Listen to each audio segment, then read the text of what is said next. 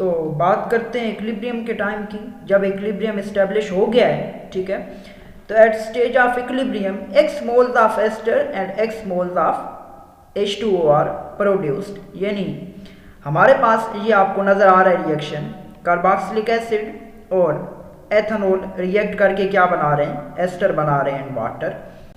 अब स्टार्ट पे जब रिएक्शन अभी स्टार्ट हुआ है, ठीक है, एट t इक्वल्स 0 सेकेंड्स, ठीक है, बिल्कुल रिएक्शन के स्टार्ट पे A मोल्स हैं हमारे पास कार्बोक्सिलिक एसिड के और B मोल्स हैं एथेनॉल के, जबकि एस्टर के 0 मोल्स हैं, वाटर के भी 0 मोल्स हैं, बिकॉज स्टार्ट पे प्रोडक्ट्स तो प्रेजेंट नहीं हैं। जब हमारे पास इक्विलिब्रियम इस्टेब्लिश हुआ है टी इक्विलिब्रियम के टाइम पे हमारे पास एस्टर की भी x मोल्स बन चुके हैं, वाटर की भी x मोल्स बन चुके हैं और कार्बोक्सिलिक एसिड के A-x मोल्स बाकी हैं, एथेनॉल के B-x मोल्स बाकी हैं, ठीक है। और हम क्या कहते हैं कि रिएक्शन मिक्सचर का जो ओवरऑल वॉल्यूम है at the stage of equilibrium is V cubic decimetre. Okay, तो अब ये बात हमने लिख ली है। जब हम बात करते हैं कंसंट्रेशन की, ठीक है, जब हम इन चारों चीज़ों की कंसंट्रेशन की बात करें तो कंसंट्रेशन हम कैसे लिखते हैं, number of moles per unit volume.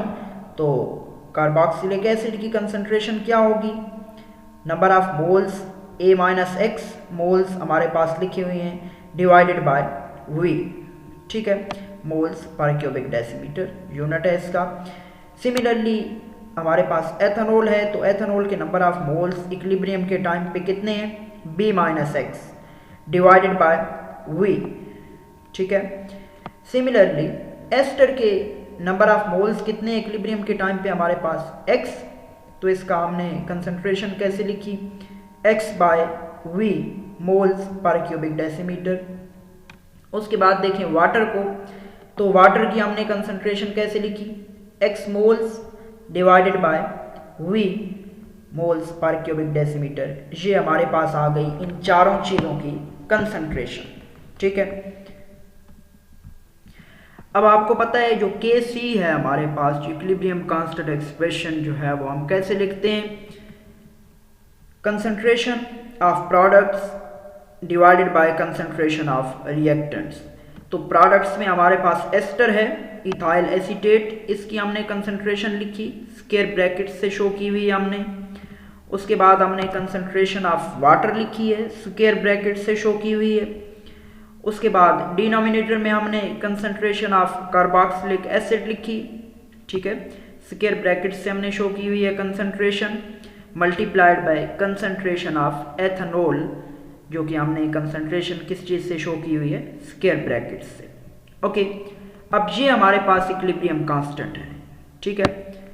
अब जो हमारे पास कंसंट्रेशंस हैं इन मोल्स पर क्यूबिक डेसीमीटर, जिनकी हमने अभी ऊपर बात की है, ठीक है, वो जो कंसंट्रेशन की वैल्यूज़ हैं एट इक्विलिब्रियम, ये हम इस इक्वेशन में पुट कर रहे हैं। x by v is the concentration of ester, x by v, concentration of water is x by v, ठीक है, divided by concentration of carboxylic acid, और ये कितनी है, A-x by v, multiplied by concentration of ethanol, और ये कितनी है, B-x बाय v।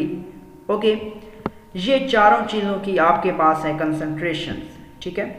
अब ये जो वॉल्यूम की टर्म है यहाँ पे, ठीक है, ये और ये जो वॉल्यूम की दो टर्म्स हैं ये आपस में कैंसिल आउट हो जाएंगी, ठीक है सब। तो आपके पास finally x multiplied by x, ये x का क्या आ जाएगा, स्क्वायर, क्या आ जाएगा, square divided by A-x multiplied by B-x, जो कि आपको यहाँ पे नज़र आ रहा है, ठीक है। तो यहाँ पे जो वॉल्यूम का फैक्टर है वो ओवरऑल क्या हो गया, कैंसिल हो गया।